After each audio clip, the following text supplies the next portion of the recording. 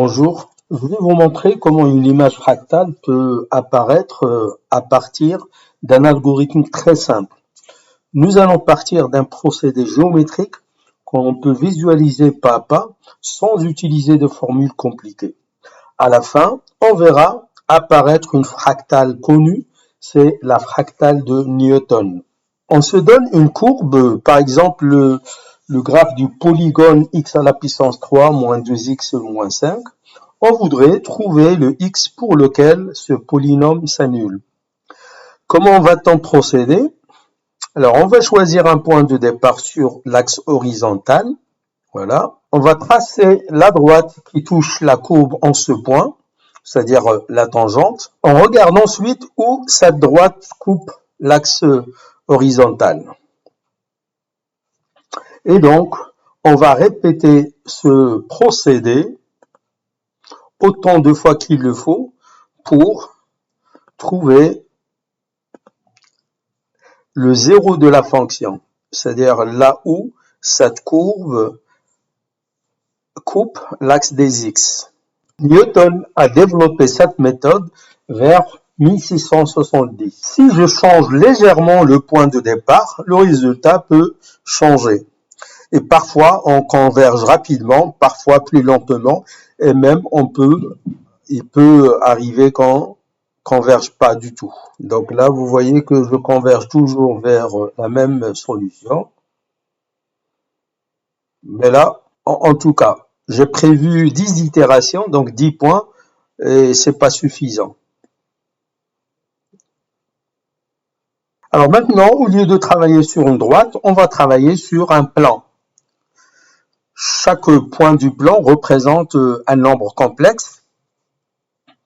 On applique exactement la même méthode, la méthode qu'on appelle Newton-Raphson,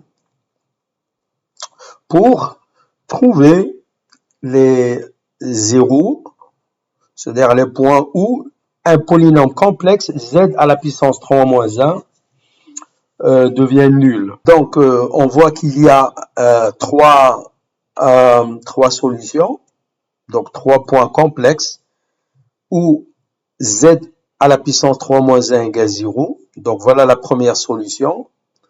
La deuxième, donc on les a mis dans des couleurs différentes.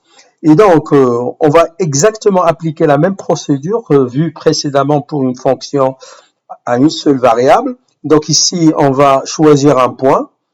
Et donc là, je vois que après quelques itérations, je converge vers cette solution-là. Et ça c'est évident, si je suis proche d'une solution, je suis soi-disant attiré par cette solution.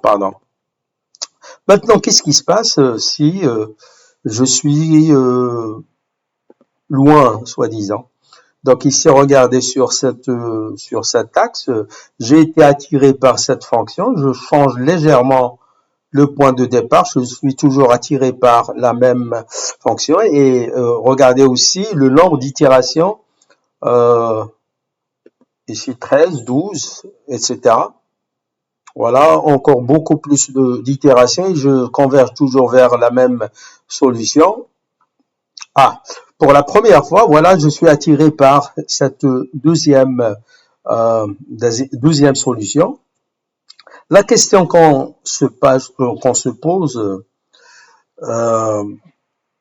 qu'est-ce qui va se passer si je choisis tous les points possibles du plan et donner une couleur à ce point-là en fonction de la solution vers laquelle je converge en fin de compte.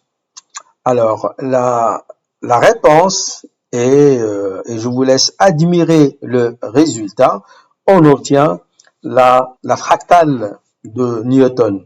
Donc, regardez, si je clique ici dans cette zone, je suis attiré par la solution ici bleue. Si je clique ici, voilà, donc le point de départ ici, et après avoir appliqué la méthode de Newton-Raphson, je vais converger au bout d'un certain nombre de fois vers la solution verte, etc. Alors, ce qui est extraordinaire, donc, c'est vers quelle euh, solution on va converger lorsque je suis sur la frontière entre ces différentes zones. Alors, pour pouvoir zoomer davantage, on va passer sur un logiciel adéquat qui permet de tracer cette fractale qui va nous permettre de zoomer. Alors, voici le logiciel en question. Et donc là, dans une large région, je converge vers la première solution, une large, à peu près en fait un tiers du plan. Je vais converger vers la deuxième solution et là, je vais converger vers la troisième solution. Alors, regardons, voyons voir ce qui se passe dans les zones frontières. En fait, on obtient la fractale qui porte le nom de Newton, la fractale de Newton, et qui montre une complexité extraordinaire. Donc là, en fait, on peut aller jusqu'à l'infini. On va toujours retrouver exactement. On est en fait limité que par la puissance du calcul de l'ordinateur et la précision. Voilà. On peut aller jusqu'à l'infini. On va toujours avoir les trois couleurs qui apparaissent simultanément. Donc, en fait, il n'y aura jamais de frontière nette entre deux couleurs. On va toujours avoir la troisième qui va s'interpénétrer avec les autres, etc., etc. Donc, en conclusion, on peut dire que nous sommes partis d'un procédé géométrique très simple. En l'appliquant de manière systématique à tout un plan, on obtient une structure fractale extraordinaire. Alors, ce que nous montre la fractale de Newton, c'est que des règles simples qui sont appliquées de façon répétée, ils ont produit une complexité visuelle extrême. Merci pour votre attention.